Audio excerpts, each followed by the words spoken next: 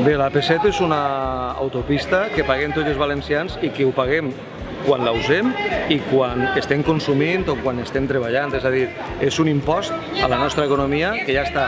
molt alterada per una marginació per part de l'Estat en matèria d'infraestructures i en matèria de finançament i que a més està amortitzada, l'hem pagat nosaltres, i una economia com la nostra, que és d'exportació, una economia que té un component turístic importantíssim, no pot tindre com a única alternativa una autopista de peatge. Això és de justícia i torna a ser un abús per part de l'estat espanyol que sempre es margina simplement pel fet de ser valencians. Per tant, hem d'aconseguir alliberar-la, com ja ho farem a Sagunt